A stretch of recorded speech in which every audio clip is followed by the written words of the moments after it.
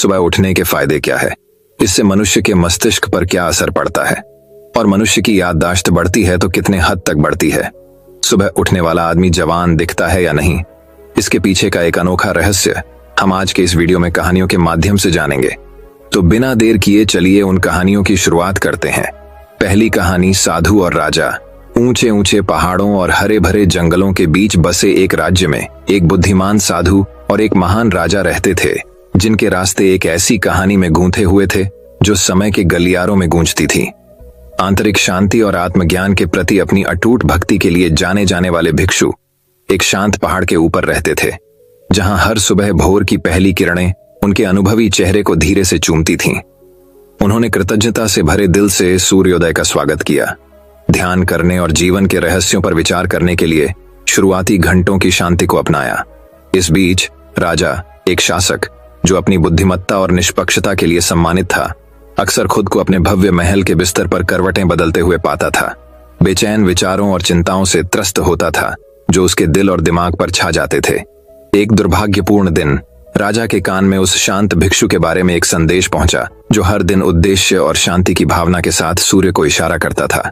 भिक्षु की आंतरिक शांति और स्पष्टता की कहानियों से प्रभावित होकर राजा ने उस बुद्धिमान व्यक्ति की तलाश करने का फैसला किया, इस उम्मीद में कि वह उन रहस्यों को उजागर कर सकेगा जो रात के अंधेरे में उससे दूर थे। पर्वत शिखर की यात्रा करते समय राजा भिक्षु के सामने खड़ा था। उसकी आंखें थकी हुई थीं, लेकिन भिक्षु के आचरण में जो शांति देखी उसके लिए वह एक मौन इच्छा से भर गया। दुनिया की नींद से जागने से पहले आप क्यों जाग जाते हैं? राजा ने पूछताछ की। उसकी आवाज में लालसा की झलक थी। समुद्र की गहराई और आकाश की विशालता को प्रतिबिंबित करने वाली आंखों वाले साधु ने हल्की मुस्कान के साथ उत्तर दिया, मैं कृतज्ञता से भरे दिल और अनंत संभावनाओं के लिए खुले दिमाग के साथ दिन का स्वागत करने के लिए सूरज के साथ उगता हूं। मेरे सामने लेट जाओ। शुरुआती घंटों में एक पवित्र शक्ति होती है जो नवीनीकरण और पुनर्जन्म की फुसफुसाती है, न केवल हमारे शरीर बल्कि हमारी आत्माओं को भी जगाने का मौका देती है। भिक्षु के शब्दों को ध्यान से सुनकर राजा को अपनी आत्मा के भीतर एक चिंगारी जलती हुई महसूस हुई। आशा की एक किरण कि शायद वह जो उत्तर खोज रहा था वह उसके महल के हलचल वाले हॉल में नहीं बल्कि सुबह के शांत आलिंगन में मिले। शुरुआती घंटों के भीतर छिपे ज्ञान को उजागर करने के लिए दृढ़ संकल्पित राजा ने दिन की पहली किरण के साथ जागने, सुबह की शांति को अपनाने और अपने दिल को प्रकृति की जागृति की सिम्फनी सुनने की अनुमति देने का संकल्प लिया। जैसे जैसे दिन हफ्तों में बदल गए, राजा को अपने सुबह के अनुष्ठानों में स्पष्टता और उद्देश्य की एक नई भावना का पता चला। जो चिंताएं एक बार उसके मन को परेशान कर रही थीं, वे धीरे धीरे दूर हो गईं। उनकी जगह शांति की गहरी भावना ने ले ली जो उसके राज्य की सीमाओं को पार कर गई।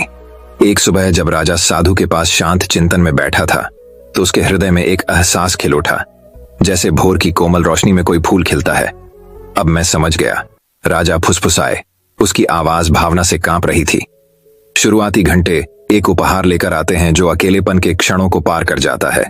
वे हमें अपने सच्चे स्वयं से जुड़ने, अपनी आंतरिक रोशनी को अपनाने और इसे संदेह और भय की छाया के माध्यम से हमारा मार्गदर्शन करने का मौका देते हैं।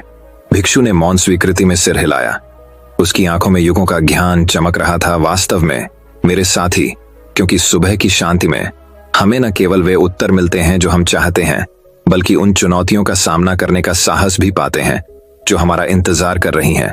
और इसलिए राजा और भिक्षु आकाश के कैनवास के नीचे समान रूप से खड़े थे, जो भोर के आलिंगन की भट्टी में बने एक बंधन से एकजुट थे। साथ में वे एक ऐसी यात्रा पर निकले जो उनके जीवन की दिशा को हमेशा के लिए बदल देगी और उन सभी को प्रेरित करेगी जिन्होंने उनकी जागृति और परिवर्तन की कहानी देखी थी। जैसे ही राजा के नए ज्ञान की फुसफुसाहट पूरे राज्य में फैल गई, लोग उस उज्जवल रोशनी से आश्चर्यचकित हो गए जो अब उनके शासक की आंखों से चमक रही थी, जो उन सभी के लिए आशा और नवीकरण का मार्ग रोशन कर रही थी जिन्होंने सूर्य के साथ जागने का साहस किया था। और इसलिए भिक्षु और राजा प्रेरणा के प्रतीक के रूप में खड़े थे। उनकी कहानी उस असीम शक्ति के प्रमाण के रूप में समय के इतिहास में गूंज रही है जो उन लोगों का इंतजार कर रही है जो सुबह जल्दी उठने के लाभों को अपनाते हैं।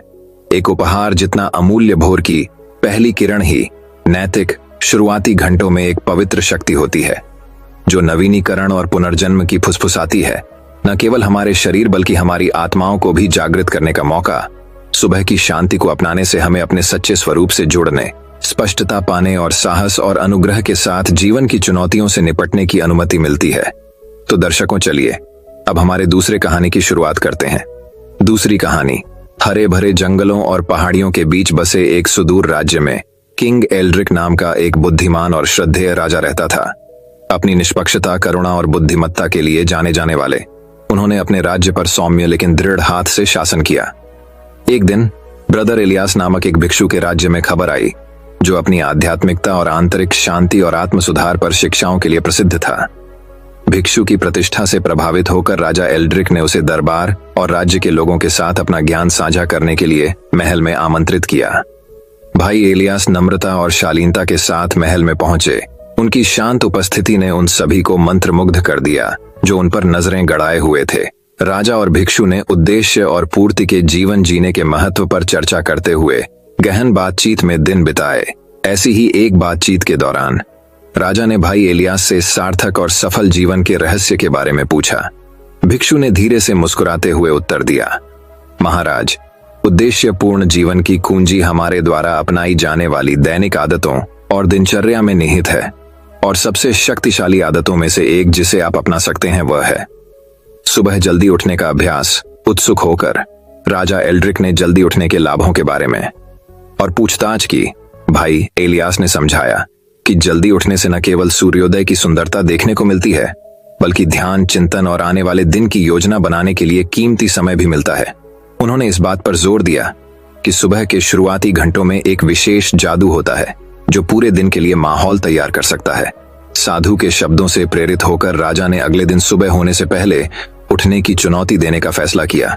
जैसे ही सूरज की पहली किरणों ने आकाश को नारंगी और गुलाबी रंग के शानदार रंगों में रंग दिया, राजा एल्ड्रिक शांत चिंतन में बैठ गए। उन्हें अपने ऊपर शांति और स्पष्टता का एहसास महसूस हुआ।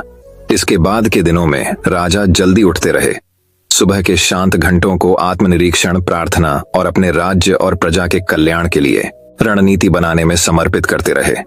उनकी नई आदत ने उनके दिनों में अनुशासन और उद्देश्य की भावना ला दी, जिससे उन्हें अधिक ज्ञान और करुणा के साथ नेतृत्व करने की अनुमति मिली। जैसे जैसे समय बीतता गया, राजा एल्ड्रिक के जल्दी उठने का प्रभाव पूरे राज्य में स्पष्ट होने लगा। उनकी प्रजा ने अपने शासक में एक नए जोश और ऊर्जा की भावना देखी, जो अधिक चौकस और शासन और न्याय के मामलों में लगे हुए लग रहे थे। राजा के मंत्रियों और सलाहकारों ने भी उनके निर्णय लेने और नेतृत्व शैली में सकारात्मक बदलाव देखा। इसका कारण उनकी जल्दी जागने की नई आदत को बताया। राजा एल्ड्रिक के शासनकाल में राज्य समृद्ध हुआ। इसके लोगों के बीच शांति और सद्भाव व्याप्त था। एक दिन जब भाई एलियास राज्य से विदाई लेने और अपने मठ में लौटने की तैयारी कर रहे थे, उन्होंने राजा से मिलने की इच्छा जताई। अपनी अंतिम बैठक में भिक्षु ने जल्दी उठने की प्रथा को अपनाने के लिए राजा एल्ड्रिक की सराहना की और एक विदाई उपहार साझा किया, एक सुनहरी पॉकेट घड़ी जिस पर कार्पे डायम सीज द डे लिखा हुआ था। अपनी आंखों में कृतज्ञता के आंसू के साथ राजा ने उपहार स्वीकार किया और भाई एलियास को उनकी बुद्धिमत्ता और मार्गदर्शन के लिए धन्यवाद दिया। जैसे ही भिक्षुक चला गया, राजा एल्ड्रिक ने उस गहन प्रभाव पर विचार किया जो दिनचर्या में एक साधारण बदलाव ने उनके जीवन और शासन पर लाया था। उस दिन के बाद से राज्य के लोग भिक्षु और राजा के बारे में श्रद्धापूर्ण स्वर में बात करने लगे और कहानी साझा करने लगे कि कैसे एक बुद्धिमान भिक्षु की जल्दी उठने की सलाह ने एक महान शासक को बदल दिया और बदले में उनकी प्रिय भूमि का भाग्य बदल दिया। और इसलिए भिक्षु और राजा की कहानी भाग्य को आकार देने और महानता को प्रेरित करने की एक ही आदत की शक्ति के प्रमाण के रूप में कायम रही। तो दर्शकों, चलिए अब हमारे तीसरे कहानी की शुरुआत करते हैं। हमारी तीसरी कहानी। ऊंचे पहाड़ों के बीच बसे एक सुदूर राज्य में राजा अलारिक नाम का एक बुद्धिमान और न्यायप्रिय राजा शासन करता था। उनके शासनकाल में राज्य फला फूला और इसके लोग सद्भाव और समृद्धि से रहते थे। एक दिन ब्रदर केल नाम के एक भिक्षु के बारे में बात पूरे देश में फैल गई, जो पहाड़ों के बीच एक साधारण मठ में रहता था। ऐसा कहा जाता था कि भाई केल के पास महान ज्ञान, आंतरिक शांति और परमात्मा के साथ गहरा संबंध था। भिक्षु की शिक्षाओं के बारे में उत्सुक होकर राजा अलारिक ने भाई केल से मिलने के लिए यात्रा शुरू करने का फैसला किया। राजा अपने वफादार सलाहकार के साथ मठ की ओर जाने वाले खड़ी पहाड़ी रास्तों पर एक लंबी और कठिन चढ़ाई पर निकल पड़े। जैसे ही वे मठ पहुंचे, शांत चेहरे और सौम्य मुस्कान वाले व्यक्ति भाई केल ने उनका स्वागत किया। भिक्षु ने राजा और उसके सलाहकार का खुले हाथों से स्वागत किया और उन्हें मठ में रहने और सरल जीवन शैली में भाग लेने के लिए आमंत्रित किया। राजा अलारिक भाई केल की शांति और संतुष्टि की आभा से मोहित हो गए और उन्होंने उत्सुकता से भिक्षु के ज्ञान की खोज की। एक सुबह जैसे ही भोर की पहली किरण ने आकाश को गुलाबी और सुनहरे रंग में रंग दिया, राजा अलारिक ने भाई केल को मठ के बगीचे में मौन ध्यान में बैठे पाया। राजा साधु के पास पहुंचे और उनसे उनकी आंतरिक शांति और ज्ञान के रहस्य के बारे में पूछा। भाई केल ने दयालुता से मुस्कुराते हुए उत्तर दिया, महामहिम, एक पूर्ण जीवन की कुंजी हर सुबह जल्दी उठने के सरल कार्य में निहित है। जब आप सूर्य के साथ उगते हैं तो आप अपने आप को ब्रह्मांड की प्राकृतिक लय के साथ जोड़ लेते हैं।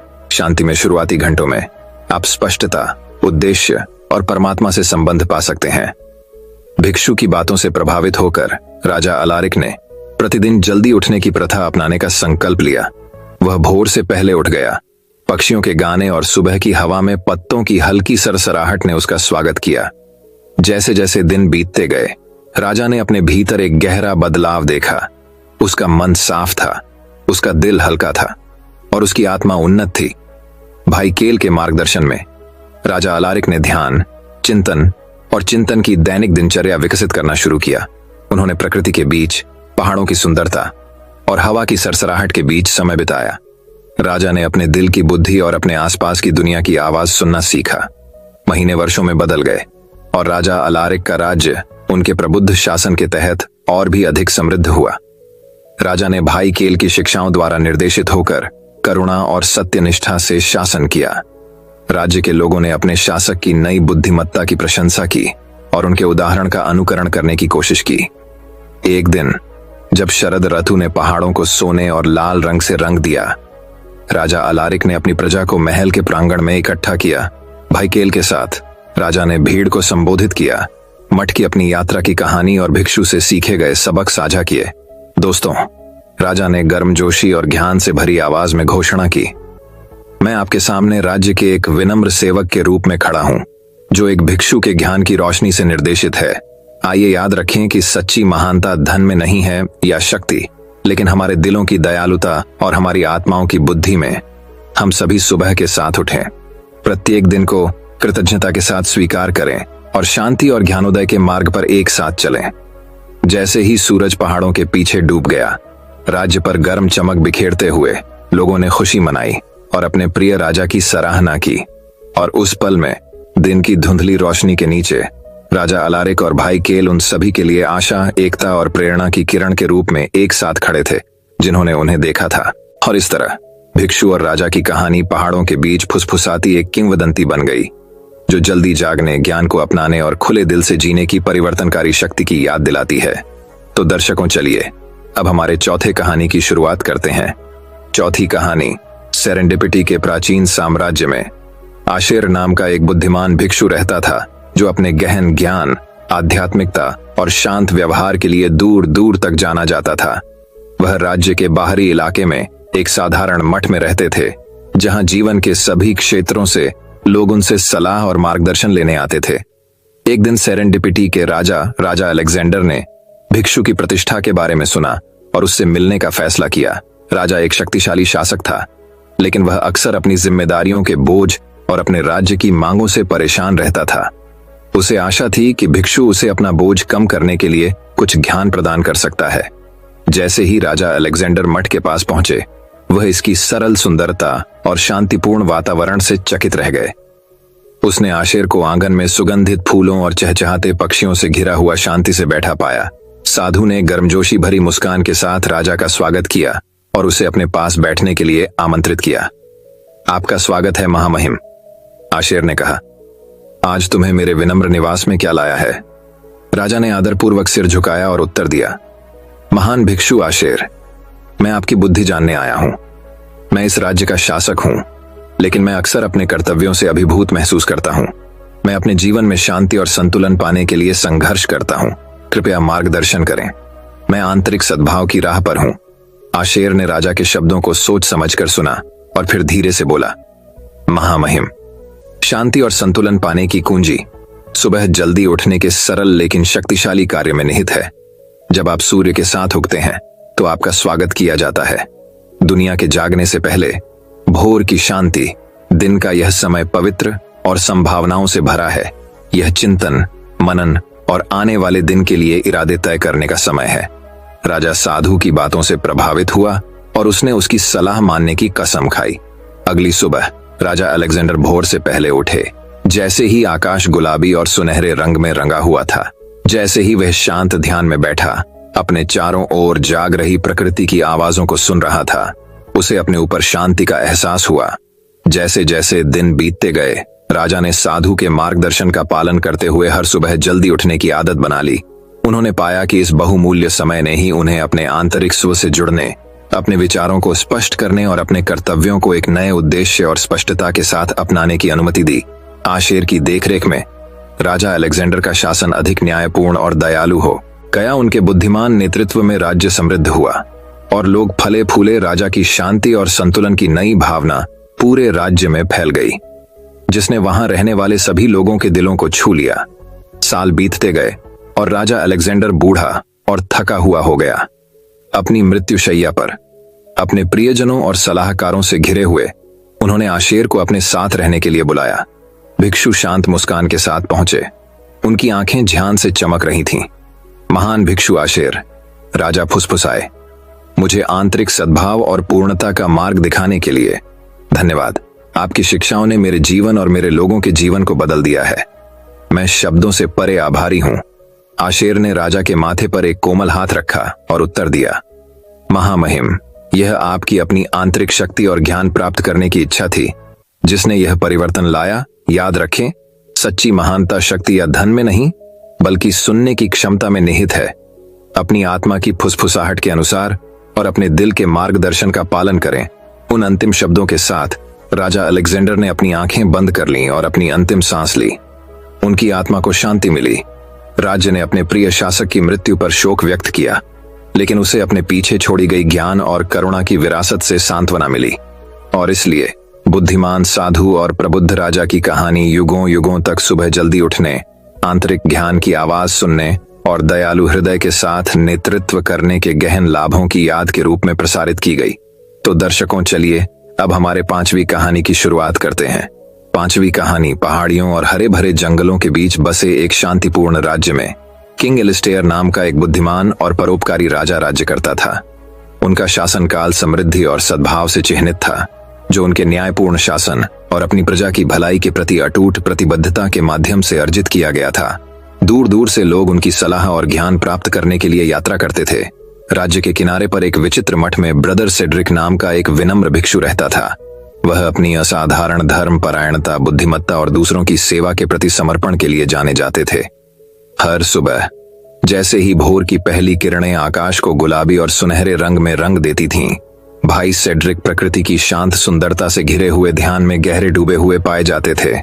एक दुर्भाग्यपूर्ण दिन राजा के दरबार में खबर पहुंची कि एक पड़ोसी राज्य ने अपने क्षेत्र और शक्ति का विस्तार करने के इरादे से युद्ध की तैयारी शुरू कर दी है। राजा एलिस्टेयर जानते थे कि उन्हें अपने लोगों और अपने राज्य की रक्षा के लिए शीघ्रता से कार्य करना होगा। मार्गदर्शन के लिए बेताब उसने भाई सेड्रिक की बुद्धिमत्ता प्राप्त करने का निर्णय लिया, जो अपनी अंतर्दृष्टि और दूरदर्शिता के लिए दूर दूर तक जाने जाते थे। अगली सुबह सूरज उगने से पहले ही राजा एलिस्टेयर मठ की ओर चले गए, जहां उन्होंने भाई सेड्रिक को ध्यान में डूबे पाया। चिंता से भारी हृदय के साथ राजा ने धैर्यपूर्वक साधु के चिंतन से बाहर आने का इंतजार किया। जैसे ही भोर हुई, भाई सेड्रिक ने अपनी आंखें खोलीं और राजा की ओर मुड़े। उनकी अभिव्यक्ति शांत लेकिन ज्ञान से भरी थी। महामहिम, उन्होंने शुरू किया, जीत का रास्ता आपकी सेनाओं की ताकत में नहीं, बल्कि आपके संकल्प की ताकत और आपके उद्देश्य की स्पष्टता में निहित है। अपने लोगों को जीत की ओर ले जाने के लिए आपको सबसे पहले अपने भीतर के अंधेरे पर विजय प्राप्त करनी होगी, अपने आप को। राजा ने ध्यान से सुना जब भाई सेड्रिक ने अनुशासन की शक्ति, भोर की शांति में शांति और स्पष्टता खोजने के लिए सुबह जल्दी उठने के लाभों के बारे में बात की। उन्होंने आगे आने वाली चुनौतियों का सामना करने के लिए आत्मचिंतन, आंतरिक शक्ति और ज्ञान विकसित करने के महत्व के बारे में बात की।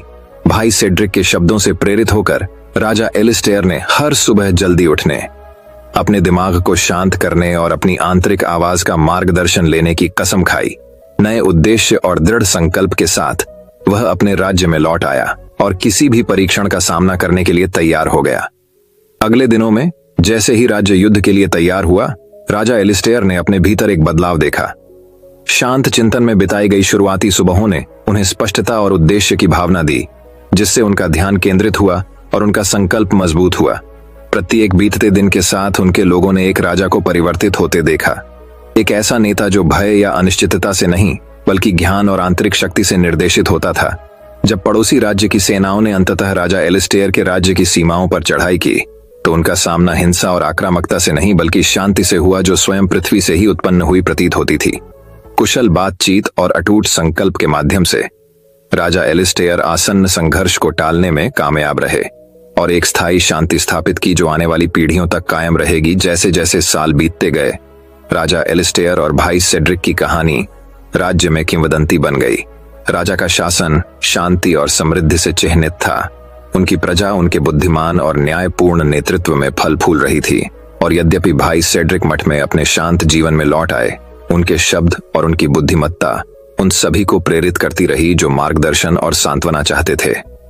कहानी का सार यह है कि सच्ची ताकत तलवार या ताज में नहीं, बल्कि व्यक्ति की अपनी आत्मा की गहराई में निहित होती है। सुबह जल्दी उठकर शांति और एकांत की तलाश करके हम जीवन की चुनौतियों का अनुग्रह और साहस के साथ सामना करने के लिए आवश्यक स्पष्टता और ज्ञान पा सकते हैं। और आंतरिक शांति और शक्ति विकसित करके हम दूसरों को भी ऐसा करने के लिए प्रेरित कर सकते हैं। एक ऐसी दुनिया का निर्माण कर सकते हैं जहां सद्भाव और समझ सर्वोच्च हो। तो दर्शकों, चलिए अब हमारे छठी कहानी की शुरुआत करते हैं। छठी कहानी। ऊंचे पहाड़ों और हरे भरे जंगलों के बीच बसे एक राज्य में कायतो नाम का एक बुद्धिमान और विनम्र भिक्षु रहता था। कायतो अपनी करुणा, बुद्धिमत्ता और अपने आध्यात्मिक पथ के प्रति अटूट समर्पण के लिए दूर दूर तक जाने जाते थे। वह एक शांत झील के किनारे स्थित एक छोटे से मठ में रहते थे, जहां उन्होंने अपने दिन ध्यान, प्रार्थना और जीवन के रहस्यों पर चिंतन में बिताए। एक दिन आशेर नाम के एक शक्तिशाली और महत्वाकांक्षी राजा के राज्य तक खबर पहुंची, जिसने कठोरता से शासन किया और विजय और अधीनता के माध्यम से अपने साम्राज्य का विस्तार करना चाहा। राजा आशेर से उसके रास्ते में आने वाले सभी लोग डरते थे, क्योंकि वह सत्ता पाने के लिए क्रूर और निर्दयी माना जाता था। जीवन में उनके बिल्कुल अलग रास्ते होने के बावजूद भाग्य जल्द ही भिक्षु कायतो और राजा आशेर को इस तरह एक साथ लाएगा, जो हमेशा के लिए उनकी नियति की दिशा बदल देगा। वह शरद आर्तु की एक सुहानी सुबह थी, जब राजा आशेर की सेना भिक्षु कायतो के मठ के पास के गांव से गुजर रही थी। जब सैनिकों ने उनके घरों को लूटा और लूटपाट की, तो ग्रामीण डर से कांपने लगे और जो कुछ भी वे चाहते थे ले लिया। उनके द्वारा पहुंचाई गई पीड़ा के बारे में एक बार भी विचार किए बिना भिक्षु कायतो, जिसने राजा की सेना द्वारा की गई तबाही को देखा था, जानता था कि वह चुपचाप खड़ा नहीं रह सकता और इस तरह के अन्याय को जारी नहीं रहने दे सकता।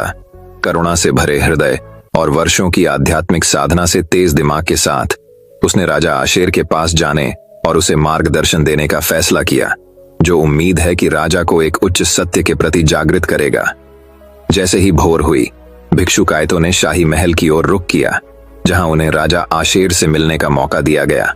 जब कायतो सुबह जल्दी उठने के फायदों के बारे में बात कर रहा था, तो राजा अपने बीच भिक्षु की उपस्थिति से चकित होकर ध्यान से सुन रहा था। महामहिम, भिक्षु कायतो ने शांत और स्थिर आवाज में कहना शुरू किया, सुबह जल्दी उठने से उन लोगों को कई आशीर्वाद मिलते हैं जो भोर की शांत शांति को अपनाते हैं। यह चिंतन, नवीनीकरण और परमात्मा से जुड़ने का समय है। सभी जीवन का स्रोत सूर्य के साथ जागने से व्यक्ति को मन की स्पष्टता, आत्मा की शक्ति और शांति की गहरी भावना प्राप्त होती है, जो उन्हें प्रत्येक दिन की चुनौतियों के माध्यम से मार्गदर्शन कर सकती है। राजा आशेर, जिन्होंने कभी भी जल्दी उठने के महत्व पर विचार नहीं किया था, उन्हें अपने भीतर जिज्ञासा की एक चिंगारी जलती हुई महसूस हुई। क्या ऐसा हो सकता है कि सुबह के सूरज को नमस्कार करने की सरल क्रिया में ज्ञान पाया जा सकता है? भिक्षु कायतो के शब्दों से प्रेरित होकर राजा आशेर ने एक निर्णय लिया, जिसने उसके शासनकाल की दिशा हमेशा के लिए बदल दी। उन्होंने हर दिन जल्दी उठने, एक नई शुरुआत की संभावनाओं के लिए खुले दिल से सुबह का स्वागत करने की कसम खाई। जैसे जैसे दिन हफ्तों में और हफ्ते महीनों में बदलते गए, राजा आशेर ने पाया कि जल्दी उठने से उसके जीवन में गहरा परिवर्तन आया। उसे आंतरिक शांति और स्पष्टता की भावना मिली, जो उसे लंबे समय से नहीं मिली थी, और उसने अपने राज्य को ज्ञान और करुणा के साथ संचालित करना शुरू कर दिया, जिसने उसे अपनी प्रजा का प्रिय बना दिया। राजा आशेर के प्रबुद्ध नेतृत्व में राज्य इतना फला फूला जितना पहले कभी नहीं था। ग्रामीण अब भय और अनिश्चितता से ग्रस्त नहीं थे, बल्कि उन्हें एक ऐसे शासक में सांत्वना मिली जो न्याय और ईमानदारी के साथ शासन करता था। भिक्षु कायतो, जिसने राजा के उल्लेखनीय परिवर्तन को देखा था, शांत संतुष्टि के साथ मुस्कुराया। वह जानता था कि उसकी शिक्षाओं ने राजा के दिल में जड़ें जमा ली हैं और एक नए तरीके के रूप में विकसित हुई हैं, जिससे न केवल राजा आशेर को बल्कि उनके रास्ते में आने वाले सभी लोगों को फायदा होगा। और इसलिए भिक्षु और राजा ज्ञान और करुणा के प्रतीक के रूप में एक साथ खड़े थे, उपचार और परिवर्तन की आवश्यकता वाली दुनिया में प्रकाश लाने के अपने साझा मिशन में एकजुट हुए। इस कहानी का सार यह है कि सच्चा ज्ञान और परिवर्तन सबसे अप्रत्याशित स्रोतों से आ सकता है। अस्तित्व के नए तरीकों को अपनाने और दूसरों के ज्ञान के लिए अपने दिल खोलने से हम एक उच्च सत्य के प्रति जागृत हो सकते हैं, जो हमारे जीवन और हमारे आसपास की दुनिया को बेहतरी के लिए बदलने की शक्ति रखता है। तो दर्शकों, चलिए अब हमारे 7वीं कहानी की शुरुआत करते हैं।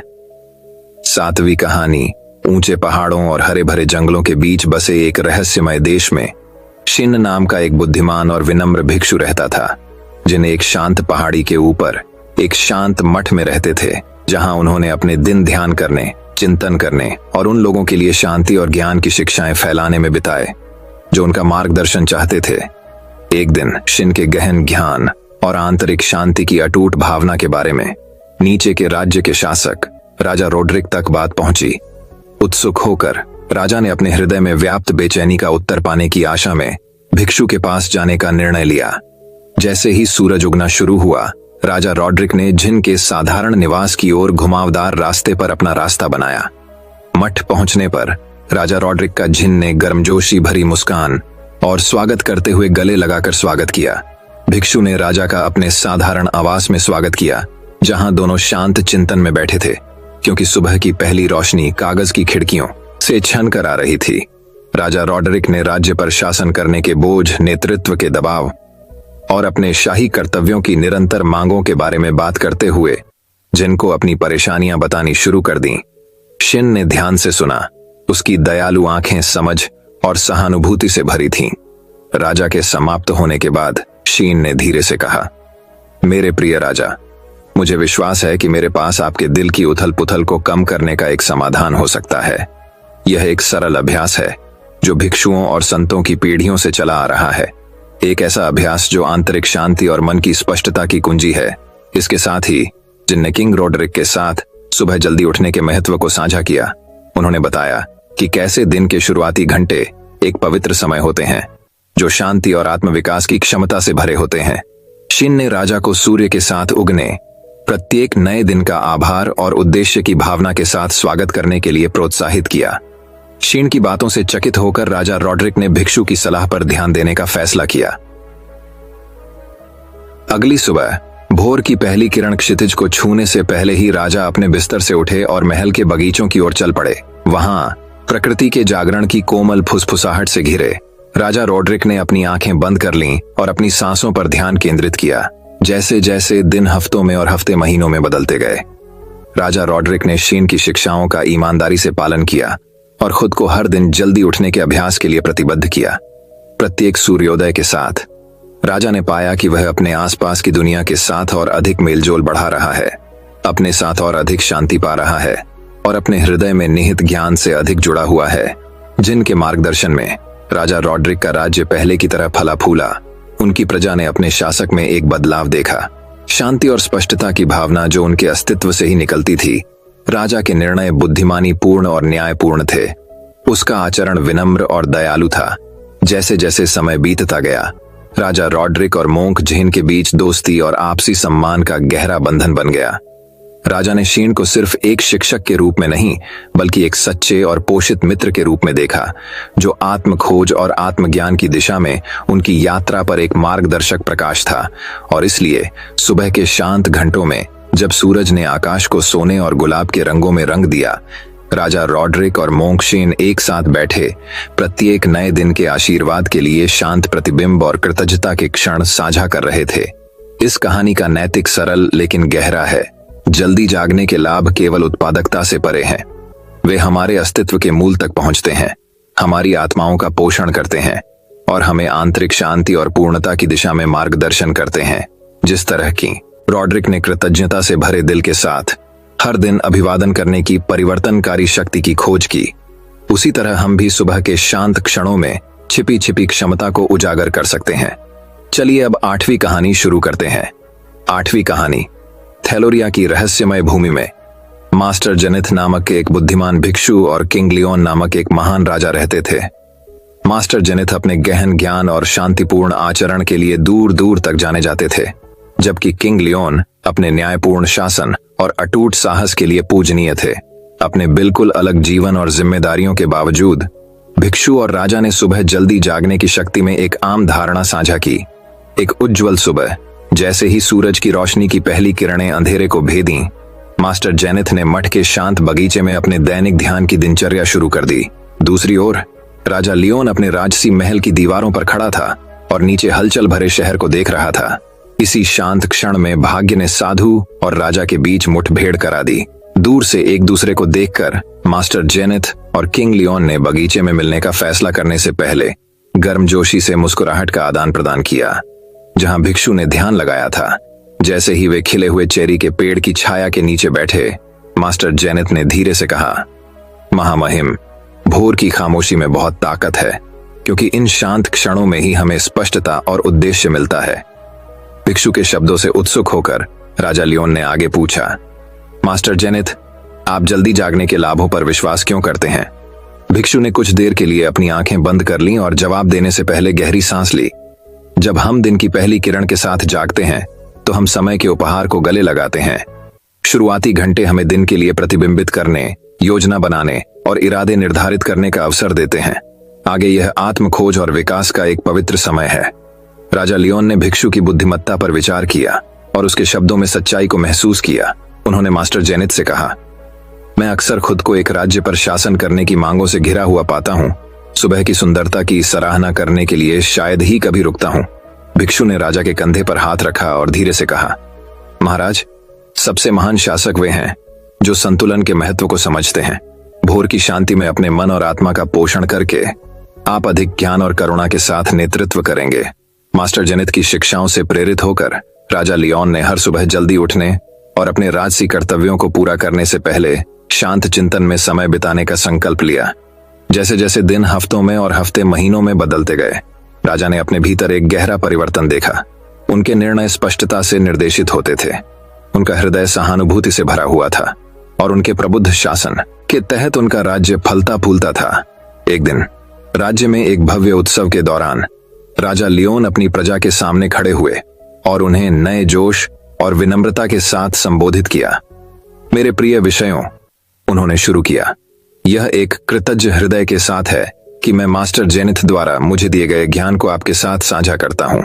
सुबह की शांति को अपनाकर मैंने नेतृत्व का असली सार और असीम क्षमता की खोज की है। वह हम में से प्रत्येक के भीतर निहित है। राज्य तालियों की गड़गड़ाहट से गूंज उठा। अपने राजा के प्रति प्रशंसा और सम्मान की गूंज से गूंज उठा। भीड़ के बीच खड़े मास्टर जेनिथ जानबूझकर मुस्कुराए। उनकी आंखें उस परिवर्तनकारी यात्रा के लिए गर्व से चमक रही थीं जो राजा ने शुरू की थी, और इसलिए भिक्षु और राजा की कहानी थैलोरिया के इतिहास में एक किंवदंती बन गई, जो सुबह जल्दी उठने के गहरे प्रभाव और आत्म सुधार की शाश्वत खोज का प्रमाण है। उनकी कहानी की नैतिकता पूरे देश में गूंज उठी, जिसने भी इसे सुनने वाले सभी को खुले दिल और प्रबुद्ध दिमाग के साथ सुबह को गले लगाने के लिए प्रेरित किया। दोस्तों, मैं उम्मीद करता हूं कि यह कहानी सुनने से आपके जीवन में अच्छे बदलाव आए होंगे।